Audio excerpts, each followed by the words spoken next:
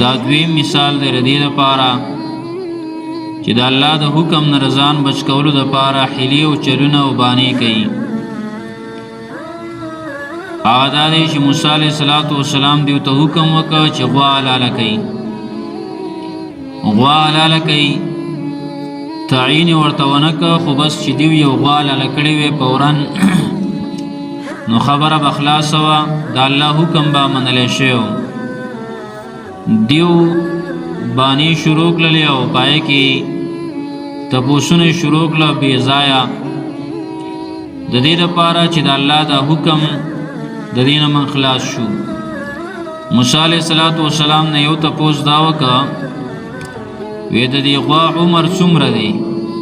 دا څو کاله غوا موږ حلاله کړو؟ موسی علیه السلام ورته هغه ویله خو حکم سختېده چې نه بوډۍ او نه ځوانۍ، د دې په منځ کې درمیانۍ. بیا ورته الله وی زه اوس وکئ غوا حلاله کوي. نو بیا یې ویل وی د دې غوا رنګ به څنګه وي، څنګه رنګ غوا حلاله کړو؟ موسی علیه السلام طرف او ته د الله رب العالمین پیغام واوراو چې بس زیړه غوا حلاله کوي او تکه زیړه. دا شرطونه پکې مخکې نه وو، خو دیو په زور باندې ځان باندې راوسته. نو الله رب العالمین ورته وی تکه زیړه غوا حلاله کوي او داسې زیړه چې څوک ورته ګوري نو هغه خوشحالېږي، لکه بس د هغه کتونکي په تعجب کې اچوي، دومره تکه زیړه ښکلې غوا. دوی ویل وی د دې غوا کار به څه وي، دا به څه کار کوي؟ لکه د الله بندیانو وی د دې غوا کار به څه وي، د دې صفت څه دی؟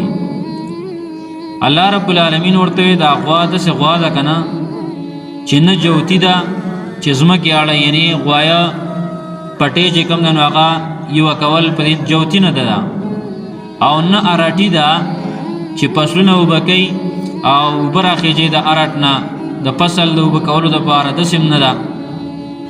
دیو دا غوا اخیره لاله کړه، خو د دې ډېرو بانو دی ویل چې موږ یو تپوس به کوو، یو الله رب العالمین به وایي چې زه مه یې حلالوئ. والله سره الله څخه د هرې خبرې جواب دی، نو الله تبارک وتعالی حلالوئ به یې خامخا. آخر دیو دا غوا حلاله کړه، خو ډېره ګرانه ورته پرېوته، وروسته به هغه ووایو. وإذ قال موسی، او کله چې وی موسی علیه السلام. اوس دلته دا یو مسله یاده کوي چې د غوا د حکم ورته ولې وشي چې غوا حلاله کوي. دې کې د الله لکه اوس الله رب العالمین غوا حلاله کوي، دې کې څه حکمت و؟ نو حکمت په دې کې دا و چې د دیو په دې زړه کې د سخي محبت ننوتی و. دا کله چې د فرعون هلاک شو، دیو په دې دریاب باندې پورې وته که نه، هلته څه خلک لیدلي و بېدینه چې هغې د سخي بندګي کوله.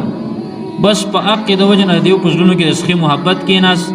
بیا وله سامري هغه منافق سخي احساس که، دیو بیا د هغه بندګي شروع کړه. بیا یې توبه ویستله، خو په زړونو کې هغه ګن بیا هم پروت و، لکه هغه ګناه هغه توبه یې ته داسې ایستلې وه، خو صحیح طریقې سره نه وه. په زړونو کې الله رب العالمین وایي دا اوبه چې سړی وڅکي که نه، واشربوا فی قلوبهم العجل، د دیو په زړونو کې د سخي محبت داس کولی شوی و. سړی اوبه وڅکي او د ټول اندامونو کې رګونو کې خوري شي، دغه شانته کې د دیو د په زړونو کې په دې رګونو کې د سخي محبت ننوتی و. نو الله ته دا غوا حلاله کوي د دې دپاره چې دیو دا غوا حلاله کړي، نو خپل اله او خپل معبود خو څوک نشي حلالولی، نو دیو باندې به دا غوا سپکه شي او د دیو هغه محبت به یې د زړونو نه وځي. د دې دپاره دا حکم و. وإذ قال موسی، او کله چې وی موسی علیه السلام لقومي خپل قوم ته، ان الله یأمرکم، یقینا الله تعالی حکم کوي تاسو ته، ان تذبحوا بقره، دا چې حلاله کوي یو غوا حلاله کوي. کار څنګه ده؟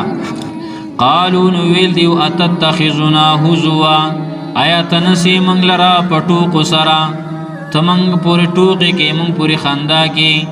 قال نو ویل موسی علیه السلام اعوذ بالله، زه پناه غواړم په الله تعالی سره، ان اکون من الجاهلین، دا چې شمه زه د ناپوهانو نه. دیو موسی علیه السلام ته وی ګپ خو نه لګئ، او دا ته که څه موږ پورې ټوقې کې هسې غوا الله په غوا څه کوي چې غوا حلاله کوي. دا ته څه وی؟ موسی علیه السلام وی زه ناپوهه نه یم، جاهل نه یم چې ټوقې خنداګانې کومه، دا تاسو د الله حکم بیانومه. دې وجې نه عزتمندو یو مذاق دی یو مزاح دی. مذاق چې پای کې دروغ او چا پورې سپکاوي، لکه بل مسلمان سپکې په بل چا پورې خبرې کې او خلق خندې د دروغو قصې کې او خلق خندې، نو ډېر سخت وعید راغلی دی، سخته سزا را دی دپاره د قیامت په ورځ چې دروغ وایي او خلق خندې، د خلکو د خندولو دپاره دروغ وایي. او دغه شانته کې دروغ را جمع کوي، یا بل مسلمان هغه پسې داسې خبرې کوي چې هغه سپک کي، هغه ذلیله کي، هغه پورې خلق وخاندي، نو دا ناروا دی. او مزاح چې کوم دی چې پای کې دروغ نه وي، دا کار جایز دی.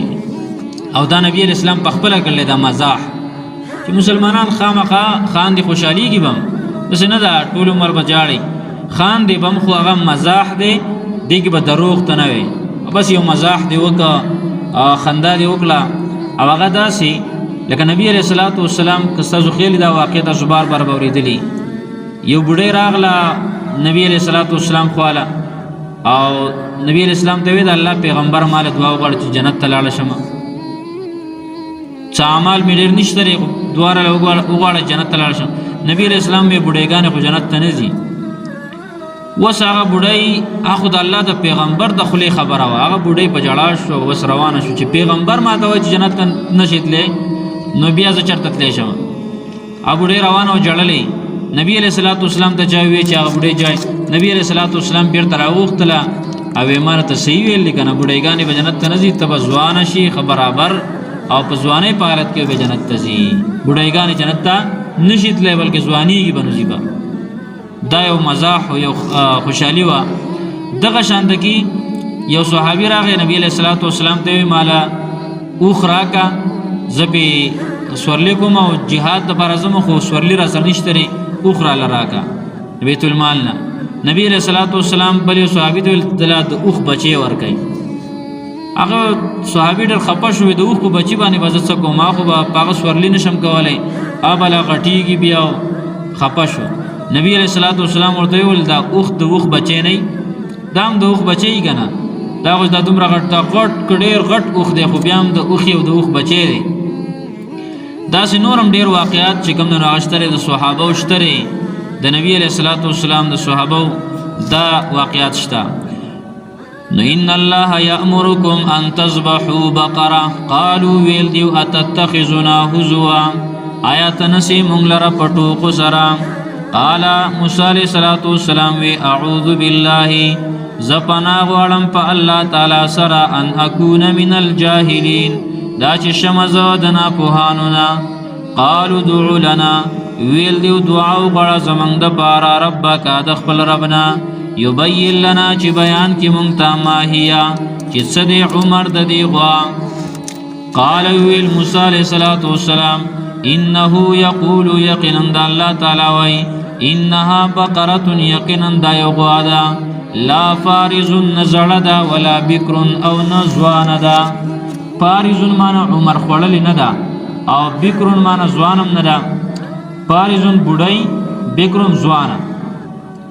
لا فارض نه بوډۍ ده نه زړه ده، ولا بکر او نه ځوانه ده. عوان بین ذالک، منځمی ده په منځ دې کې، منځمی ده په منځ دې کې. ففعلون اوکئ تاسو ما تؤمرون، هغه چې تاسو ته حکم کېدلی شي. قالوا دعوا لنا، ویل دیو دعا وغواړه زموږ دپاره، ربک د خپل ربنا، یبین لنا چې بیان کې مونږ ته، ما لونها چې څه دی رنګ د دې غوا. غواګانو کې خو رنګونه دي، تور هلک سپینه که څنګه. قال ویل موسی علیہ الصلوۃ والسلام انه یقول، یقینا د الله تعالی وایي، انها بقره، یقینا دا یو غوا ده، صفراء تک زیړه، صفراء تک زیړه، فاقع لونها، خالص دی رنگ د دې غوا، د زیړوالي سره بل رنگ نه شامل شوی، تک زیړه خالص دی. فاقع لونها، خالص دی رنگ د دې غوا. تسر الناظرین، خوشحالی کتونکو لرا چې څوک ته ګوري نو خوشحالیږي، یا تعجب کیا چې کتونکو لرا. قالوا دعوا لنا، ویل دیو دعا وغواړه زموږ دپاره، ربک د خپل ربنا، یبین لنا چې بیان کې مونږ ته، ما هي چې څه دی کار د دې غوا. څه دی صفت د دې غوا، څه دی کار د دې غوا. ان البقره یقینا د غواګانې تشابه علینا ګډې وډې شوي دي په مونږ باندې. یاره چې بس په دې غواګانو پوهېږو که نه دې کار بسې څه کار به کوي. و انا یقینا مونږه انشاء الله که د الله تعالی خوښه وي د الله تعالی خوښه شي. و انا یقینا مونږه انشاء الله که د الله تعالی خوښه شي لمهتدون خامخا لار موندونکي یو موندو د دې غوا ته، د دې غوا موندو ته لار موندونکي یو. دا بیا مومو. حدیث کې راځي وایي که چېرته دې دا انشاءالله نه ویلې که نه نو ټول عمر به پسې ګرځېده او دا غوا به یې نه وی موندلې، داسې صفاتو والا. و انا یقینا مونږه انشاء الله که د الله تعالی خوښه شي لمهتدون لار موندونکي یو د دې غوا طرف ته. قال ویل موسی علیہ الصلوۃ والسلام انه یقول یقینا د الله تعالی وای انها بقره یقینا دا یو غوا دا لا ذلول نجوتی دا تثیر الارض چې اړیز مکا، نجوتی دا چې اړیز مکا، ولا تسقي الحرث او نه اراټی دا چې وبکې فصلونو لرا. یعنی داسې نه ده چې کارونه کوي. مسلمة روغ رمټه ده، مسلمة روغ رمټه ده، لا شیة فیها نشترې څه عیب په دې کې.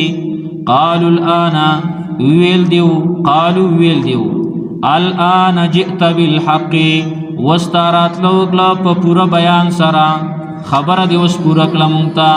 فذبحوها نو دا غوی حلال کړه وما کادوا یفعلون او نږدې نه و چې دا کار یې کړی وی.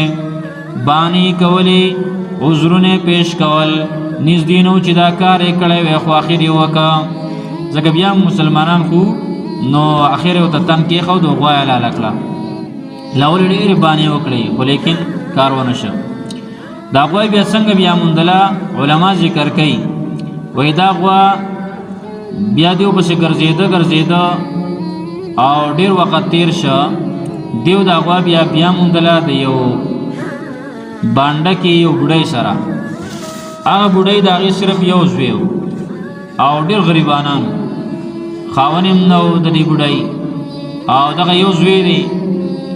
هغې ورته ډېر غټ شرط ولګاو او بی عینه دقه غوا په ټوله دنیا کې بس دقه ځای کې وه، صرف تکه زیړه وه او داسې بهتر سم صفات چې الله ویل دقه شان غوا وه.